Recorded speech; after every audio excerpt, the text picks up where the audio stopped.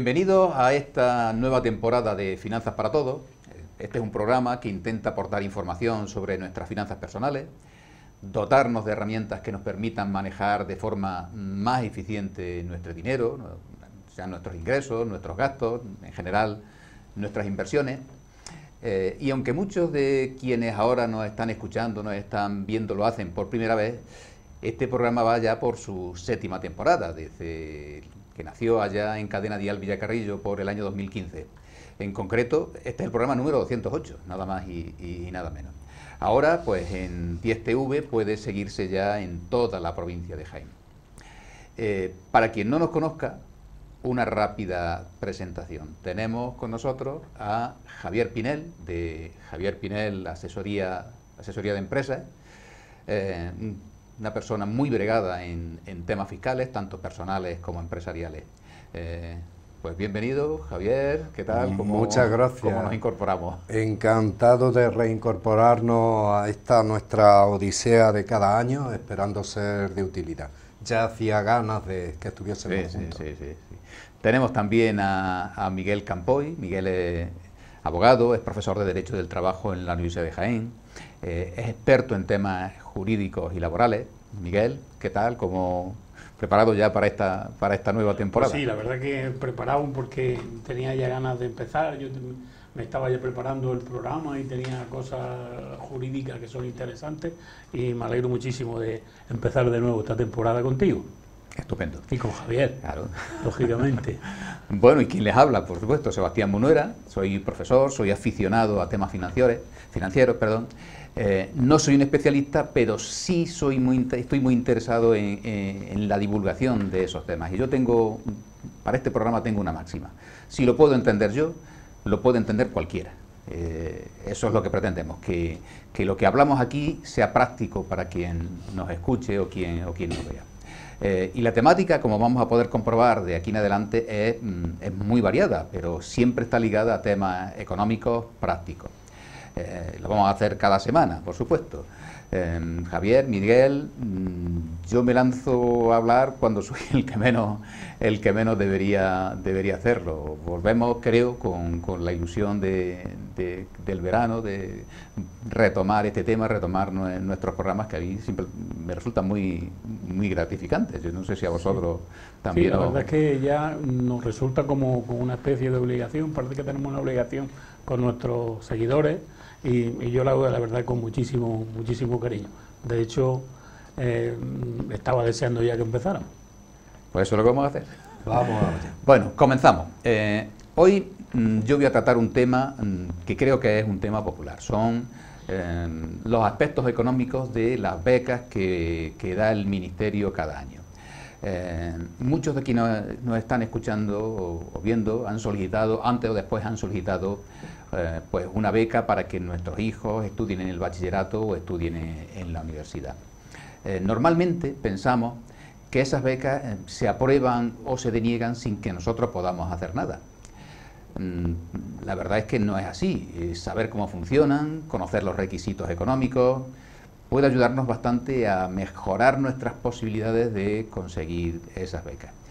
Nos vamos a centrar en las becas del Ministerio de Educación, aunque hay otro amplio surtido de becas, porque son las inmensamente mayoritarias en la cuestión de los estudios. Nos vamos a centrar también en los aspectos económicos, que es al final la finalidad de este programa. Yo muy a menudo he escuchado decir a alguien, a algunos amigos, a algunos compañeros, dice: yo no solicito la beca para la universidad de mi hijo o de mi hija porque como soy funcionario me la van a denegar. O ideas preconcebidas muy similares. Lo cierto es que eso es un error. Las becas del Ministerio, como todas las becas, se conceden si cumple una serie de condiciones. Para empezar, las condiciones que vamos a ver son, por supuesto, económicas. Hay otra serie de condiciones académicas que aquí no vamos a tratar porque en ese aspecto sí es verdad que no somos especialistas.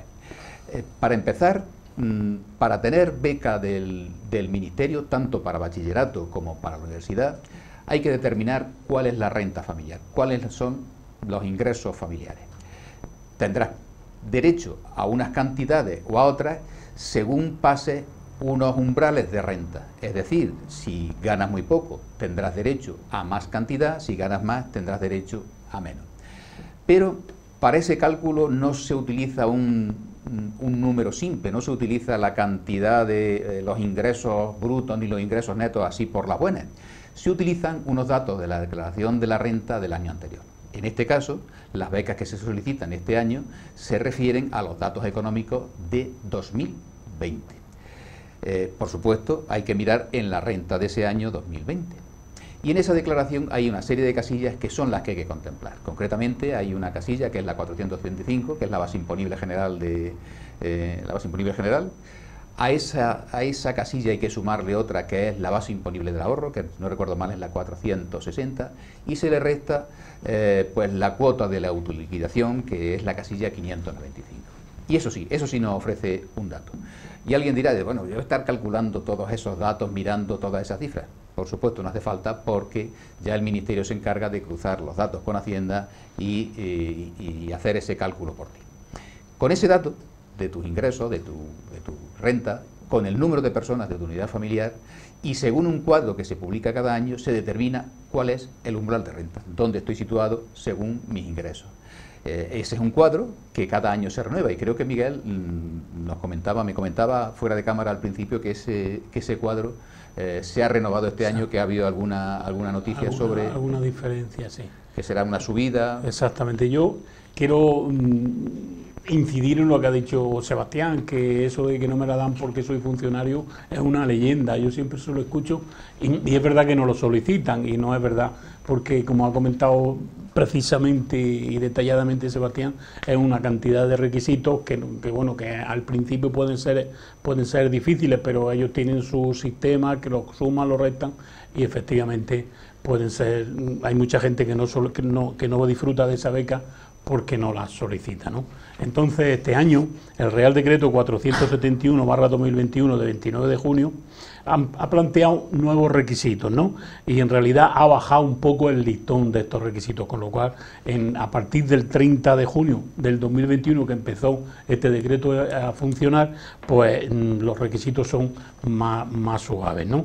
Se aprobó con el 721, restituyó al 2007, y ya estos son para los años académicos que ya ha empezado, el 21 al 22, que en un principio se iba a hacer online, pero que se está haciendo ya totalmente presencial. Es decir, al principio de curso empezamos de forma online, pero ya desde el 1 de octubre estamos ya dando las clases como se hacían antes de la pandemia, ¿no? Pues sus principales novedades destaca la reducción de la calificación requerida, es decir, que la calificación requerida ya no es tan alta como se exigía antes, y en especial para los másteres. Ya sabéis que la universidad ha cometido o ha tenido o ha sufrido un cambio muy importante. Antes las carreras eran de 5 años y en la época que nosotros la hicimos, y ahora son un grado que son 4 años, y después los másteres, que son de obligado cumplimiento. Si no tienen la especialidad. Bueno, pues para los másteres también se ha reducido la calificación, lo que es también una ayuda muy importante para los estudiantes. Por otra parte, se incrementa la cuantía de la beca básica para los ciclos formativos básicos, y se incorpora al alumnado con trastorno grave de comunicación y lenguaje, los que tengan problemas de este tipo, que no puedan alcanzar el ritmo de los demás compañeros, pues también se le va a ayudar y se les va a prestar apoyo de personas especializadas para que no se vayan quedando atrás, ¿no? Eso también es una cosa importante que ha aprobado este decreto. Y otra novedad importante es la supresión del requisito del cual las víctimas de violencia de género, para demostrar que habían tenido problemas por este maltrato que habían sufrido, tenían que demostrarlo, y ya no que con presentar que efectivamente ha sido víctima de violencia de género ya es suficiente. Ya no lo someten a la humillación de tener que demostrar porque ha sido una demostración. Con lo cual el decreto 471 ha sido un avance muy importante para el sistema becario. Yo, porque se nos entienda un poco con la cuestión de los umbrales, un pequeño ejemplo. Vamos a suponer que en la familia somos 4 personas. Bueno, pues ahí hay varios umbrales. El primer umbral es aquellos que ingresan menos de 21.000 euros aproximadamente. El segundo umbral, el umbral número 2, es el que ingresan por debajo de los 36.000 euros. y el tercer umbral es el que ingresa menos de unos 39.000 euros. Los que están por debajo del primer umbral, del más bajo, reciben unos 1.700 euros de beca por la renta, reciben, si vive fuera de la localidad, recibe unos 1.600 euros, recibes hasta unos 125 por tener, por así decirlo, buenas notas, y luego hay una cuantía variable que depende del dinero que quede tras esas asignaciones y que se reparte entre el total de becarios con una serie de requisitos, con una serie de ponderaciones según el número de miembros de la unidad familiar, los ingresos, etcétera.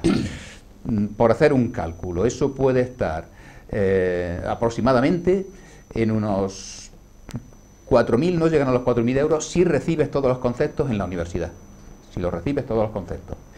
Por debajo del umbral 2, el siguiente, recibes lo mismo menos los 1.700 euros de renta. Sigue, en el bachillerato ya los 1.700 euros se convierten en 300 euros porque, claro, los costes de los estudios de una persona en el bachillerato con su familia son muy inferiores a la universidad. Por debajo del tercer umbral ya solo recibes la cuantía, esa cuantía por buenas notas, y en todos los casos, desde el primero al tercero, tienes derecho a los gastos de matrícula. Los gastos de matrícula que, si no me equivoco, Miguel estará mejor informado que yo, vienen a ser unos 750 euros aproximadamente. En función de los créditos que te matricula. Y eso es interesante, especialmente en el primer curso, porque en cursos posteriores los requisitos hay una bonificación del 99% de la universidad, con lo cual es especialmente interesante en ese caso, en el primer curso. Pero ahí no acaba la cosa, porque hay otra serie de requisitos que hay que cumplir, aparte del de los umbrales. Que no cumples alguno de los que vamos a comentar, te van a denegar la beca. Tenlo por cuenta que tienes que cumplir una serie de requisitos económicos. Los requisitos económicos los vemos muy por encima. Si tienes fincas urbanas a nombre de la familia que no sean la vivienda habitual, no pueden superar los 42.000 euros de valor catastral. Pero, ojo, porque esa cifra que viene en el recibo del catastro, en el que te llega cada año, tiene un coeficiente reductor que depende del municipio, depende del pueblo, hay que multiplicarlo según el año en que se hizo la revisión catastral. Pongo un ejemplo, en Villacarrillo la revisión se hizo legalmente en el 2008 y esa cifra hay que multiplicarla del recibo por 0,25. Si tengo una vivienda, una segunda vivienda o una casa de 100.000 euros, se me quedaría en el 25% en 25.000 euros. No pasa esos 42.000, luego cumplo las condiciones, cumplo por lo menos esa condición. Hay una segunda condición, que son las fincas rústicas. Viene a ser básicamente lo mismo, pero ya se divide entre el número de miembros de la unidad familiar.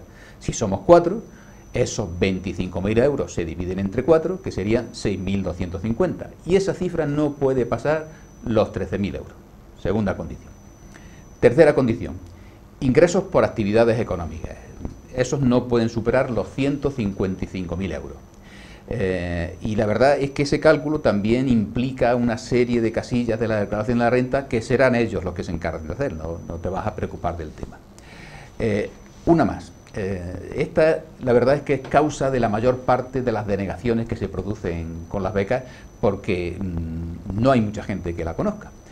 Y es que los rendimientos del capital mobiliario y las ganancias patrimoniales no pueden superar los 1.700 euros. Es decir, por ejemplo, si tengo un depósito a plazo fijo que me dé la renta, me dé los intereses al cabo del año, o incluso la venta de un fondo de inversión, el regalo de un banco por abrir una cuenta al contratar un plan de pensiones, esa cifra no puede superar los 1.700 euros anuales. Y aquí sí que puedes hacer algo, porque si tú ves que este año te vas a pasar al recuperar un fondo de inversión de los 1.700 euros, espérate a enero. Este año no computa, no te pasas de esos límites y tienes derecho a la beca. Aquí sí se puede hacer algo, o incluso divide esa venta en dos partes. La primera este año para no sobrepasar los 1.700 y la siguiente en enero o a partir de enero del año que viene. La verdad es que estos parámetros ya se van complicando progresivamente, ya no es tan sencillo como decir mi renta es tanto, me dan la beca o no me la dan. Pero es que además hay un último requisito que es todavía más difícil de entender. Son los porcentajes. Te pongo un ejemplo. Tú no te has pasado en las fincas urbanas, te has quedado en el 60%, no has llegado a los 42.000, te has quedado en el 60%. No te has pasado en los rendimientos del capital mobiliario, te has quedado en un 50%. Ese 60% más el 50% son el 110%, ya te has pasado, ya no te conceden la beca. O sea que hay que tener mucho cuidado, hay que ir con pies de plomo porque los requisitos son muy estrictos y algunas veces nos preguntamos cómo es que me han quitado la beca si yo tengo o gano muy poco y mis ingresos son muy pequeños. Pues hay requisitos que también hay que cumplir como esto.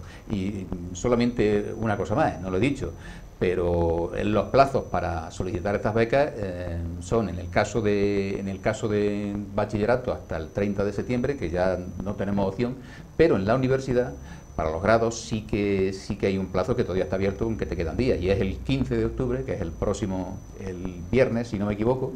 O sea que si no has echado la beca, va justillo de tiempo, pero todavía tienes la oportunidad de hacerlo.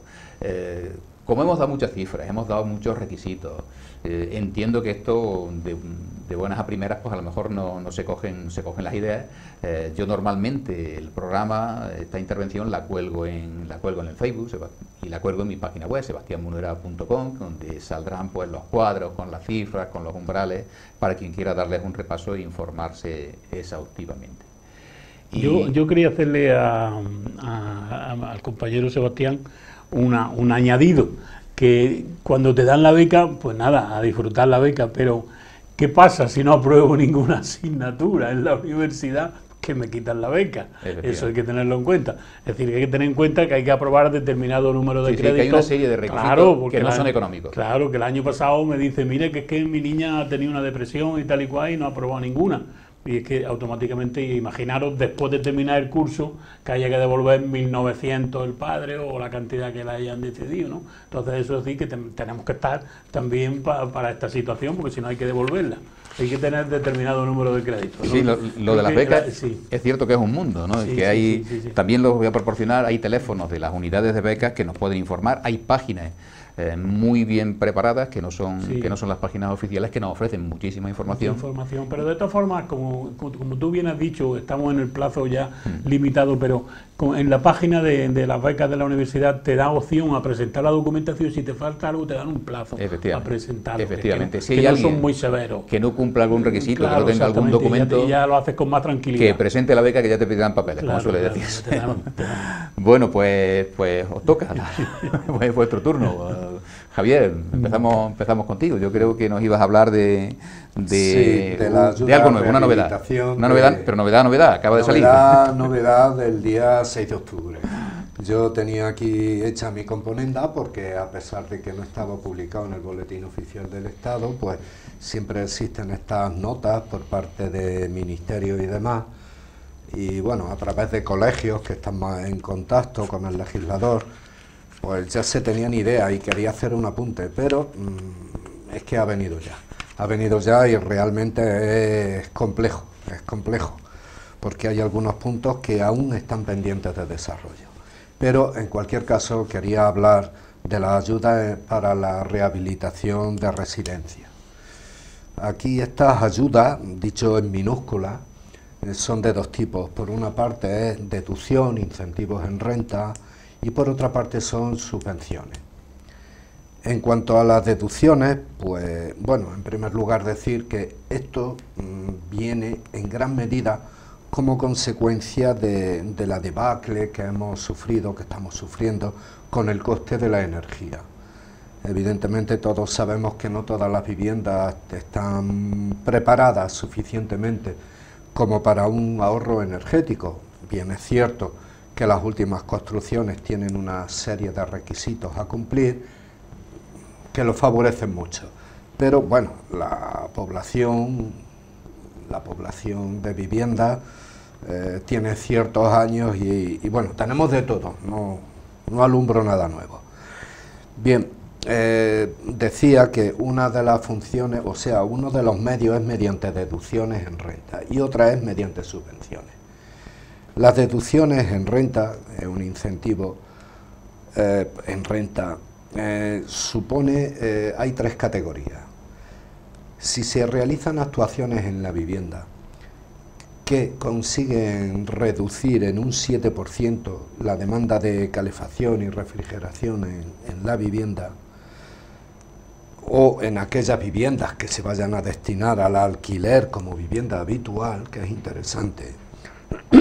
Es decir, no solamente va sobre la primera vivienda, que es la habitual, sino también durante la segunda o sucesivas, siempre y cuando se dediquen a alquilar de vivienda habitual. Bien, en ese caso del 7%, la deducción sería del 20% en el IRPF. En cambio, si se hace una reducción del 30%, la deducción sería del 40% de las cantidades invertidas, con un máximo de 7.500 euros. Y todo, en ambos casos, hasta el 31 de diciembre de 2022. Si las actuaciones de reducción de consumo es de un 30%, pero se realiza sobre edificios residenciales, la deducción será del 60%, siempre y cuando se realicen antes del 31 de diciembre de 2023 y con un máximo de 15.000 euros por vivienda. Respecto de las subvenciones, son más extensas y casi prefiero dejarlo para el próximo día para no acaparar en la totalidad del tiempo que disponemos. Estupendo. Una pregunta, ¿son compatibles las ayudas, las deducciones en renta con las subvenciones? Son compatibles. Son, digamos que, dos pilares, dos medios, dos modos de afrontar esa carestía en el coste de la energía. Además, las subvenciones vienen desde Europa. Sí, los fondos europeos que se han dedicado a la reconstrucción tras la pandemia, ¿verdad? Exactamente, son compatibles. Muy interesante Sí. de todo el tema de las rehabilitaciones. Exactamente. Y en este pueblo, en toda la provincia, toda la estamos acostumbrados a ese tipo de rehabilitaciones. De acuerdo. Miguel creo que nos trae una batería de novedades legislativas, si no me equivoco. Como hemos estado tanto tiempo sin conectar con nuestra gente, pues hay temas. Pues hay temas, ¿no? Que poco a poco lo iremos desmenuzando, como dice la gente, ¿no? Entonces, tenemos que recordar los ERTE. ¿Cómo estamos con los ERTE en la fecha, en octubre? Bueno, pues se ha aprobado un Real Decreto Ley recientemente, que hasta el 28 de febrero de 2022 entra en vigor y entra este miércoles, según se dispone la norma publicada en el Boletín Oficial, que lo que pretende el Consejo de Ministros es que los ERTE se prorroguen hasta el día 31 de octubre y otras modalidades hasta el 1 de noviembre, a partir del 1 de noviembre. Es decir, que a partir del 1 de noviembre también se pueden renovar otro tipo de ERTE, pero no se pueden renovar. El otro día tuvimos una reunión con inspectores de trabajo y no se puede renovar automáticamente, hay que solicitar la renovación, si no se queda en blanco. Es decir, que hay que solicitarla. Que bueno, que la administración ha determinado eso, pero tenemos que hacerle caso, ¿no? Será obligatorio solicitar ante la autoridad laboral competente la prórroga de los ERTE entre el 1 y el 15 de octubre, lo mismo que las becas. Es decir, que tenemos que apresurarnos, ¿no? Y para entender los beneficios del ERTE hasta el 28 de febrero de 2022 y para tramitar sobre todo la solicitud y el listado de la hora. Después, en la reunión que tuvimos con la Inspección de Trabajo para hablar de los ERTE, se comentó también que, como sabéis, los inspectores de trabajo funcionan de la siguiente manera: cogen y se distribuyen la provincia de Jaén en diferentes grupos. Entonces, este año está uno y va a una parte, el otro está. Entonces, al año siguiente se cambian de sitio para que no haya confianza y este tipo. Y entonces, el plan de la Inspección de Trabajo 2020-2021 ha terminado y empieza ya a partir del 1 de octubre el plan de actuación de la Inspección de Trabajo, que puede ser interesante para las empresas, para los empresarios y para los autónomos que nos están escuchando. Entonces, a partir de este año, lo que las líneas generales de la Inspección de Trabajo van a ser control y revisión de los expedientes de regulación temporal y empleo. Es decir, los que han hecho este expediente para acogerse a las ayudas del ERTE los van a revisar. Van a revisar uno por uno para ver si efectivamente el desempleo y la continuidad eran correctos y cumplían la normativa vigente. Después, el control del cumplimiento de la normativa del teletrabajo. Es decir, que van a ver si efectivamente la gente que está trabajando en su casa cumplía la normativa. Es decir, que eso lo tienen que demostrar. Entonces es el Real Decreto 28/2020. Después, el control del cumplimiento de la normativa de igualdad, que lo tenemos olvidado, es decir, que se aprobó la ley de igualdad y en la empresa, que no puede haber discriminación ni económica ni por razón de sexo, entonces eso se tenía que haber implantado. Ya es verdad que empezaron con más de 50 trabajadores y se tiene que implantar paulatinamente y van a empezar a controlarlo. Además de estas actuaciones, la Inspección de Trabajo tiene otras más, y es la revisión del cumplimiento de las medidas de protección del COVID-19, que eso tenían obligación de implantarse y van a comprobar si efectivamente se han implantado o no se han. El control de la contratación temporal a tiempo parcial, que eso genera que si se ha contratado con fraude de ley, automáticamente tienes que poner al trabajador en fijo en la empresa, ¿no? Y que eso hay que tenerlo en cuenta. Después, el control de la subcontratación y la duración, es decir, cuando tú has subcontratado, ver si la has hecho con la norma vigente, que ya sabemos que para Andalucía hay un tipo específico de subcontratación, que se hizo cuando el alarde de obra, ¿acordáis? Que se hacía mucha obra en la construcción, que empresarios se quedaban y los subcontrataban a través, entonces ya se reformó la ley para que los empresarios que subcontrataban pues fuesen los responsables en materia de impuestos y de prestaciones a la seguridad social. Comprobación si se está haciendo en la empresa la vida laboral y la vida familiar, la conciliación, la famosa conciliación, y el control del cumplimiento de la normativa de riesgos laborales. Y lógicamente van a ir a visitar primero a las empresas que hayan tenido menor número de accidentes de trabajo. Miguel, una pregunta. ¿Hay suficientes inspectores de trabajo para tanto trabajo? Pues sí, lo que pasa que, Sebastián, ¿sabes lo que ha pasado? Que con la normativa de la pandemia no salían se hacía todo a través del ENE y todo eso, ya han estado un poco abandonados. Es verdad que ha habido menos trabajo, ¿no? Sí. Pero también se han cometido ciertas necesidades. Y yo se lo digo a mis alumnos, que la Inspección de Trabajo está para defender a los trabajadores y a las empresas, que ninguno cometa abusos, ni los trabajadores ni las empresas. Es decir, que hacen una labor que se crearon precisamente para eso, para que ni uno abuse ni otros tampoco. Y la verdad es que vamos a ver cómo funcionan, pero el trabajo que tienen ahora es un trabajo bastante delicado. Y otra cosa, que esto es una cosa que la verdad es que el caballo de batalla, están intentando que los trabajadores o las trabajadoras fundamentalmente que hacen funciones de empleado de hogar, que normalmente son las personas que van a tu casa a hacer las tareas de limpieza y eso, también empleados de hogar son los choferes, es decir, que si nos toca la primitiva y compramos un cochazo y metemos un chofer, también empleado de hogar. Bueno, van a procurar que las trabajadoras de empleadas de hogar o trabajadores empleados de hogar, que su emolumento sean acorde con la última subida del salario mínimo interprofesional. Ya sabemos que en España no se puede ganar menos de lo que indica el salario mínimo interprofesional, que es decir, además de que no puede ganar menos de lo que indica el salario mínimo interprofesional, hay que cotizar por lo que cobra, es decir, por el salario mínimo interprofesional. Y ahora, con la subida tan espectacular que ha tenido el salario mínimo profesional, hay convenios que están por debajo del salario mínimo, que automáticamente se actualizan esos convenios y cotizar también por ellos, ¿no? Sí, sí. Lo que pasa es que, claro, ventaja que tiene esto, pues que la cotización sube y la recaudación a la ciudad sube, pero los empresarios se quejan de que a lo mejor no pueden aguantar la subida. Por la carga. Pero bueno, me imagino que eso se irá limando poco a poco.